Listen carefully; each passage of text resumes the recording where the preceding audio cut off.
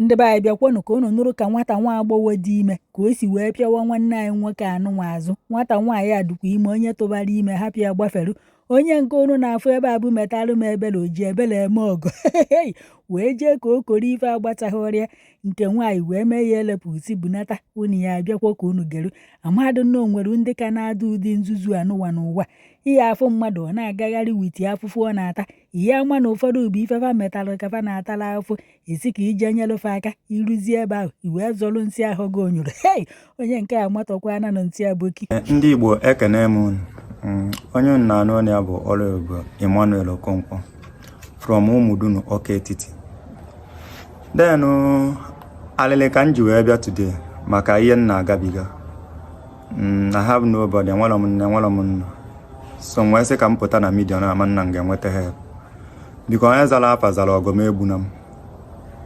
Ya bụ nwatakịrị nwaanyị m fụrụ, ọ dị ime 3 months, onye tụbara ya ime dị n'ala dị ime. Then ya bụ nwa na-achọ ime dị nwa abụọ nke o wepụ nwa ya bịa ụwa. Nwee ya ọbịa anya eme na nwa abụọ na amalị ya bụ nwatakịrị ya abụ echi. So along the line ozi ihe m na-emezi bụ mmechi ọrụ maka ọ blọkụ ka m na-akpụ. Ana m alụ mana indọstrị mmechi ọrụ, ana m eje ebe ọ na-alụ ọrụ fụ na ọ na-eri nri na-eneti ya anya. So o weziri oge olu nyanwa gwa m na nwanne ya nwaanyị ya na ya nọ na nke ya na ili nri na-abụ ya problem na nwere ike ịbịa nọrọ with me. Nsị ya with all pressure. Anabata ya bụ nwatakịrị nwaanyị na nke m.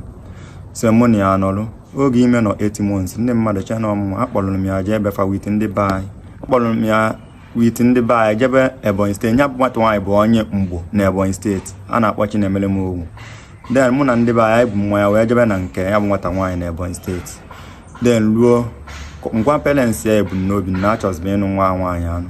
Anabatara anyị wit mmanya anyị ji wee nye anyị list, anyị na list wee bata ebe. Then ka ime lụrụ 9 months, ya bụ nwa mụrụ nwa nwoke. Na-agbagharị m n'ego ụlọọgwụ, mechaa gbagharịta ego wee je gbapụta ya bụ nwa n'ụlọọgwụ. Then anyị na-ebikwa na mmecha wee mepere ha mepee chọpụ ebe m na-eme POS wit afọ m because of ọrụ blọkụ m na-alụ. Nwee sị ka ya nwa na ebe a na m nwa ama na-akpọ blọkụ na-anọkwa dị ka anyị sikwa ebe a na-enyere onwe anyị aka. Then anọzi m jecha bata ọgwa m na egwuru ya wee 140,000 which na mmecha achọpụta na asị fonu m go 150,000 Spark 30C Tecno. Ọgwa na analụrụ ya which is na-enyi ya nwoke ka mmecha achọpụta na onyere fonu a mmecha ọbụna asị. Then mmecha gụkwa fonu Redmi 14C ngo 140,000. Ọ ka m jesizi bata ka ọbụna anyanwa ewelugo dị fonu wee ka ego niile dị na my akaụntụ. Kpọzie na fonu m bịa mechie ụzọ ebe m nọrụ n'ọka na alụm m ya oye andị na anyanwa anọzi na-ajụzi aka ya na-ese ọ sị na ọwele ọ nọọlụ ọbụla na sensị m ya nọ nọ pretending ka ọ na-eme. Oge nsi ọka wee bata ọbụna geeti ya oye lum m ya oye I couldn't find my property shop na o mechiri ya ego niile dị na my machine o wekọsịrị ya. Since that time o nwere ihe na-eme siza ndị mmiri na-enye anyị nso were ọrụ dị na agụụ na-achọzi merụ m ala. I have nobody. Akpọgo m ya na phone several times but ihe anwa na-edebe ihe ngeme m mere na o nwere ihe m nwa ya emenwu. And true my mother no dey, my father knows. I have nobody. That is why you ask ka m wepụta the thing na media because ọgọ m mere ama mgbu m o nwere ebe kịta mma m ga-ebido wee zọba myself because onye bụ nwa nọkọ lenda no useless. Onye ka nna ya enyemaka na media o nwere ya enyere m aka. Ụmụnne ya many of ụmụnne ya nọkwa obodo a ma nke m zụrụ n'ọrụ blọk. Oge m ya bịara ọmụgwọ na nke nwanne ya nwaanyị ọ bịara m akwa alịlị na agụụ na-egbu m ya na agụụ na-agụ dị woman na dị woman adịghị eri nri ọfụma ebe a.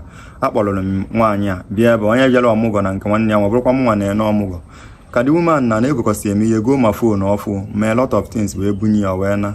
So ihe ha ji wee kwụzi m ụgwọ bụ iwekọsị my property wee ego niile dị na akaụntụ nka m bidokwa ụwa n'isi. Ka nwatakịrị a lụrụ village 1 week 2 week 3 weeks nne na nna ya kpọrọ 1 month and before m bịa nweta ha ihe a na-agwazi m bụ na ego m agwụgo nọ ka m bịa ka amalụ ka ese nsị na m achọrọ nwafa nwaanyị achọ na ọmarakwa ka o si wee walụ my money ya sikwa otu a wee wetakwalụ m ego m.